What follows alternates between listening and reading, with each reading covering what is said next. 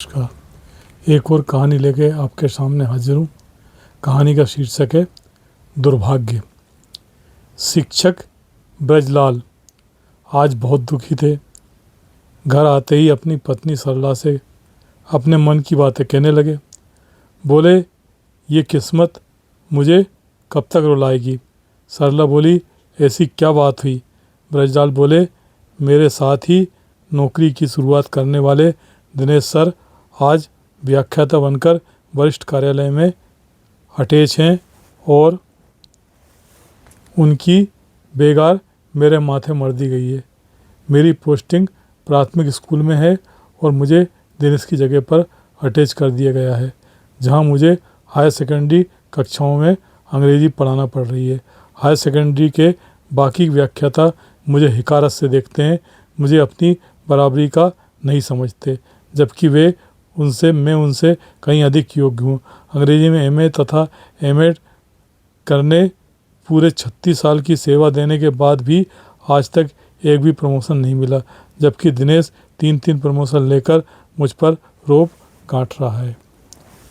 मैंने इंग्लिश में एमए जी तोड़ मेहनत कर किया और दिनेश ने ऐसे विश्वविद्यालय से किया जो पत्राचार से पढ़ाई कराता था।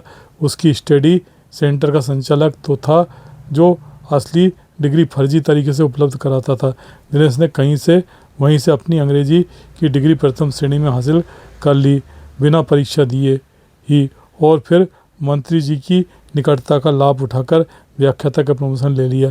पूरे प्रदेश में उसके इकलौते प्रमोशन का आर्डर निकला था।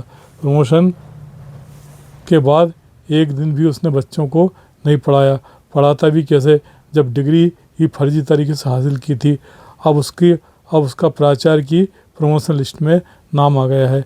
ब्रजलाल बोले, पूरे क्षेत्र में मुझसे अच्छा अंग्रेजी का शिक्षक दूसरा नहीं है, लेकिन विभाग की नज़र में तो मैं अब भी पहली दूसरी क्लास का शिक्षक ही हूँ। ब्रजलाल की पत्नी सरला सांत्वना देते हुए बोली, आप दुखी मत हो। आपने जो वो हासिल किया है जो दिनेश जैसे लोग अपने 7 जन्मों में भी हासिल नहीं कर सकते।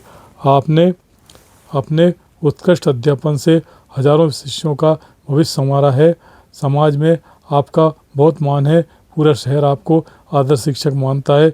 भले ही आपको शासन द्वारा आज तक कोई पुरस्कार नहीं मिला हो, पर शहर में ऐसा कोई संगठन नहीं है जिसने आपका अभिनंदन नहीं किया हो। दिनेश आज भी चापलूसी करके अपना अस्तित्व बचाए हुए है और आप अपने स्वाभिमान के साथ शान से जी रहे हो। सरला की बात सुनकर ब्रजलाल के मन को परम संतोष हुआ और वह शांत चित्त होकर बैठ गए। धन्यवाद।